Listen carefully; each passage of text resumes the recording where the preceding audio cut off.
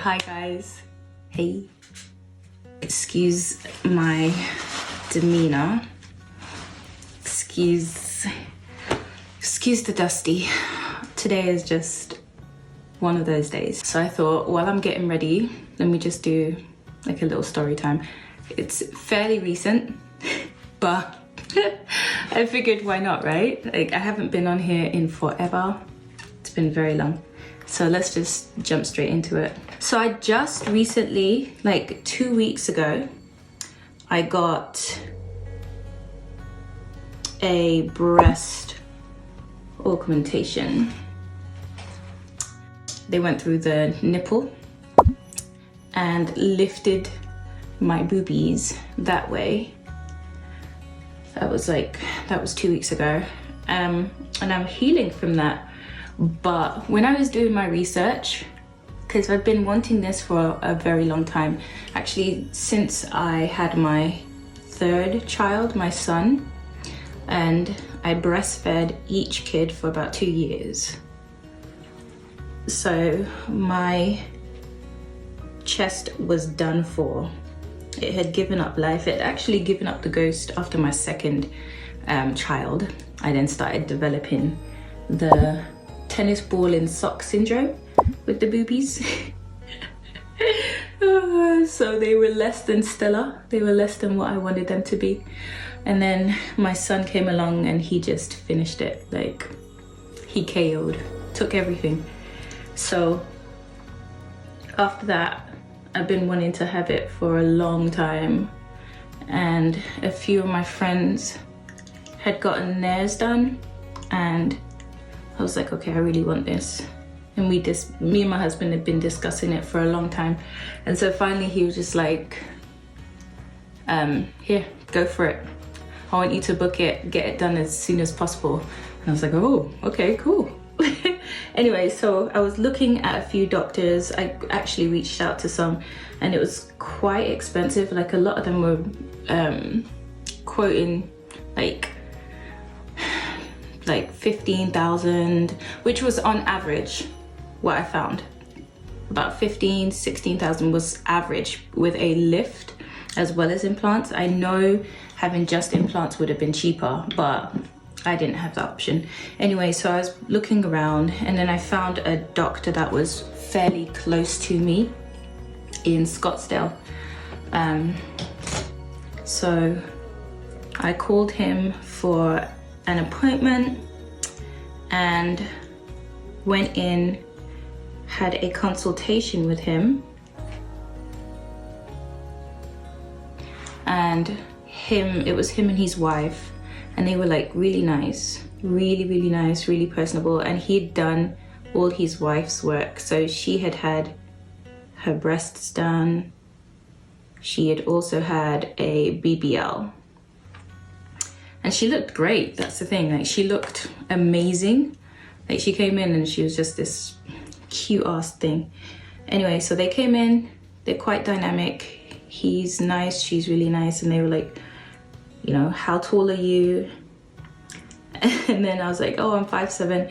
And he's like, oh, you could go as big as you want. Like you could go, you know, not like that. He wasn't as forceful, but he was just basically saying that because I was tall, and quite like, I'm quite straight, I'm lean, right? Anyway, because of that, I could carry off a bigger chest. But that's not what I want or what I wanted. I wanted something like small, something that fit my body, that wasn't like crazy obvious, you know? Just something that I could work with. But he was just like, yeah, you could go big, blah, blah, blah, blah. And then he had me try on some sizers. So they put like this bra on you, and then they give you different sized implants, and they have you put it in and put like your shirt over it just to see like which one you like and which one you think's gonna fit your body the most. So I did that and we landed on 450s and 550s. I went with the 550s, and for a long time I was like, oh, like before the procedure, I was worried that I'd like picked the wrong one. It'd been like they were gonna be too big and so on. But like everywhere that I researched, like everywhere I looked about breast augmentation, like people were either they loved it and they had wished that they had gone bigger, right? It was a lot of, oh, like once everything settled down and now I love them, and you know, but I wish I'd gone bigger. I'd wish I'd gone bigger. And so that was what I was seeing a lot of, like, oh, I'd wish I'd gone bigger. So I was just like, okay, let me just stick with these 550s so that once everything settles, I don't wish I'd gone bigger. Surgery kit day comes. I'll insert some footage. We are at the body sculpting cosmetic surgery here in Scottsdale, and I'm coming in for my assessment to get boobies. I look dead ass ratchet, but is the way is no problem. It is what it is. My appointment's at 10. It is like 9:55 or something, so I gotta go inside. I'm not sure if I can film in there. I'll try and pick up a few bits if I can, just to update you guys, but I'm excited. Yeah, I'll let you guys you don't know what's going on. But I'll let you know what happens. Wish me luck. So it's February 3rd and we are on the way to get boobies. Hubby's gonna drop me off and then he'll pick me up once the procedure's over with. I am hella nervous. Say goodbye to my flat flaps, my tiddo bitties. Goodbye. You've served me well. Time for an upgrade. Anyway, so surgery day comes and everything's fine. They have you sign paperwork a few days before that. Then you come in and get changed into your surgery gown, and they'll take your blood. They connected me to like a blood pressure monitor and blah blah blah. Anyway, we walked into the surgery room. He has his own practice, so his office and the surgery room is in the same area, like in the same building. And so I got taken back to the surgery room. I took my gown off, got on the bed, and it's just like this one bed with your arms spread out like this. Anyway, so I got on the bed, and after that, one of the nurses was like asking me questions. The anesthesiologist, that's such a hard word to say. Anesthesiologist, anesthesia, you know, the person that knocks you out. Anyway, so she came in and like within seconds, gone. And I don't remember waking up from surgery. I don't remember getting into my car. I'm pretty sure my husband had to do a lot of the legwork there. So I don't remember the car ride home. There's a lot of pressure on my chest. Yeah, they said that was going to be normal, remember? Is that what they said? Uh-huh. Remember the doctor's wife said it's going to feel like your breasts are being pushed up into your throat. Remember? Do they look really big? No, they look good. Yay! I don't want big breasts. I don't remember coming up the stairs. I do remember being in my bed day of surgery and just feeling like this pressure, like this heavy pressure. And it kind of freaked me out because it felt like my chest was there, and the breast implants were disconnected from my body, so I could feel the breast implants on top of my chest. Hey guys, I'm home. Just been throwing up. Done the procedure. I don't actually know. Hey babe. I don't actually know what they look like yet. Are you recording? So,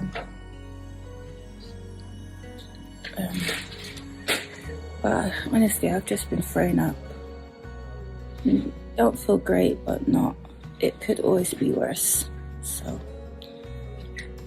I'll try and update tomorrow when I think I'll feel better. So, yeah, but we did it. Boobies are done. Woohoo! So anyway, so after that, like I'm in bed and my husband gives me a pain pill, and that's where we messed up because I should have had something to eat before that. I should have had like some broth, like a cracker, something before the pain pill to line your stomach, because those pain pills are gonna do a number on you anyway. So I took the pain pill, didn't eat, and then it was over from there. I just started throwing up. Couldn't take any drink, couldn't take any food, anything I had. I tried to drink pineapple juice because it's supposed to be really good with swelling and healing and stuff like that. So I tried to drink pineapple juice and I threw up. I threw up for the whole day and for the whole night, right? Next day, that stopped, and then I was able to take in fluids. Where was I? So I read in my notes that the day after surgery you can shower, and I was like, oh yes, gung ho, because you know I was feeling pretty icky, and so I was like, okay babe, you're gonna have to help me shower, because anytime I got up to go like to the bathroom or anything by myself, I would get like really dizzy, really lightheaded. I was like super weak. I was very, very weak. So he's like, he thought it was a bad idea, but me being who I am and as persistent as I am, I was like, nope, we gotta do this. I wanna do this, right? Anyway, so he like helps me walk to the shower, and there's a stool inside there. And by the time I get to the shower, which isn't far from my bed, I sit on the stool and literally like, you know when you just feel, it feels like 1,000 ants are underneath my skin. Excuse me. So it's like 1,000 ants are underneath my skin. And I can feel the blood rushing to my head, and I know like, oh my gosh, I can't do this. Like we're trying to take the bra off, and it just, I know it's just a no. So I'm just like, babe, take me back to the bed, because I know I'm gonna pass out. And like we didn't even get the bra. Yeah, we got the bra on, but like we're trying to get out of the bath, and I don't know what happens. Like I think I passed out for a moment or something happened, and I literally like my body starts going into shock. Jordan had to carry me to the bed, and my whole body went like rigid. Like I couldn't move. My hands were like this. I was like, I couldn't move my hands. I couldn't move my body. I couldn't stretch my legs out. I couldn't stretch my like arms out. I was panicking, because then my breathing started to get really like labored. Like I couldn't breathe. It was like,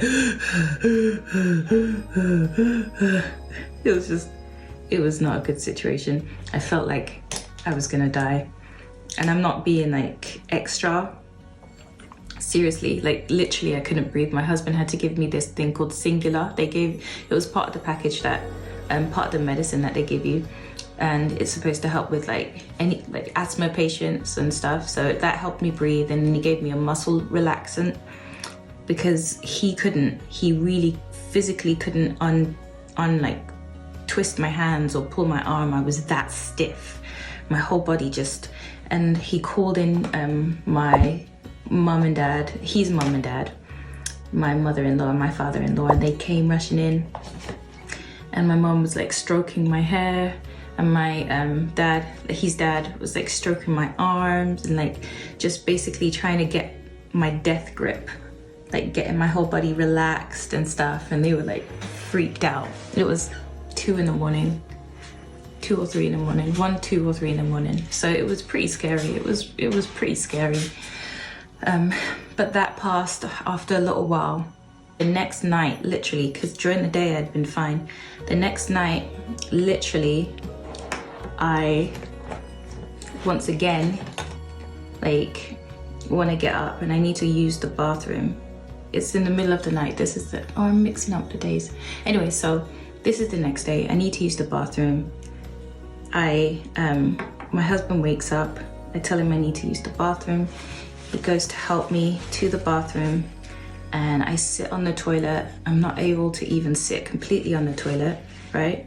I'm like halfway there and again, it feels like ants are running under my skin and all the blood completely rushes to my head and I pass out on the toilet.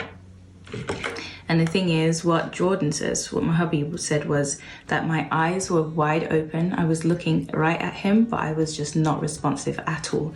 Like he couldn't do anything like to snap me out of it. And so like he carried me to the bed. Again, he calls his mom and dad because they're staying with us to help out with the kids and to help me. And honestly, it was a godsend. It was a godsend to have them because I don't know how we would have survived. So they come rushing in and I don't remember a lot. I remember being carried like downstairs, I guess, and into the ambulance. But so apparently the ambulance come and they put me in the ambulance. They take me down to the emergency and they start doing like MRIs and all of this stuff because they think maybe I have a blood clot from surgery, from the breast augmentation. And that's why like I've been going into shock. That's why I keep passing out and stuff. So they're doing all these x-rays and MRIs and stuff. And then they hook me up to an IV and find that I'm like severely dehydrated, like severely dehydrated. And so they hook me up to an IV and give me fluids. I had about 3 bags. And even then when they were getting ready to discharge me, the nurse was still concerned because every time I would stand up, my heart would just like beat crazy. So they were concerned about that, but ultimately the doctor said that they had hydrated me just enough that they felt safe to discharge me. I was like, okay. Just got out of the hospital. I had an infection in the lining of my lungs, so we had some complications last night. And I'm not gonna lie, it was a scary experience. I wasn't expecting, because the thing is, I did all this research right before, and I thought like the recovery was gonna be pretty easy. My friends' recoveries seemed like theirs had been relatively easy, you know, like no big issues like me. So no. Now, with the experience that I've had so far, honestly, I don't know. Like I would have surgery again. I would have surgery again. And the thing is, I didn't actually expect it to be a hard journey. Like I didn't foresee it, and it seemed like a quick fix, you know? I am looking rough. I'm still very dry. I'm gonna shower tonight when hubby's home to help me. But yeah, this is what they look like. So far, so good. What was I saying? I actually would do more, I would do more procedures, definitely. I think if you can afford, like, to do it, if it isn't hurting like you, if it isn't hurting anyone else, and you want it done, you need it. You don't even need to, you know, need it, like you just want it done, then honestly, like there's no reason not to. You know what I mean? Like, yeah. And boobs aren't something you can grow back. You can have the most perfect breasts in life, but for the unlucky ones of us who, after having kids and breastfeeding for a long time, don't maintain or don't get to keep our perky boobies. So I don't think surgery is a bad thing. So yeah, I'd definitely have more procedures. I just wasn't expecting for my boobs to almost kill me. It's fine. Yeah, and that was the story of how my boobs almost killed me. Gave me shock, dehydration, and an infection. But I would do it all over again. I'm 2 weeks post-op. You can't see anything. You can tell they're bigger for sure. And I'm hoping that their swelling goes down, and they go down a lot, I'm praying. Yeah, but so far it's been a fun experience. I'm not gonna lie, it's been okay, I wouldn't say fun, but it's definitely been an experience. Surgery is not easy. It's not a quick fix. It's worth it if you go to the right doctor. Then yeah, it's definitely worth it. I don't think it's gonna be the last surgery I get. If I have capsular, then I'll have to go back in. But so far it's been okay. It's been worth it. It's been worth it for sure. And I'm really, really grateful to the hubby, because he's the one that was like, listen, you've been talking about it for too long. Let's just do this. So I'm grateful to him. But yeah, that's my story. And I'll check in with you guys again next time. Everything's okay. I hope you guys are okay. And, you know, life isn't getting you down at all. Just know that you are loved and you are important, and it will be all right. See you guys next time. Bye.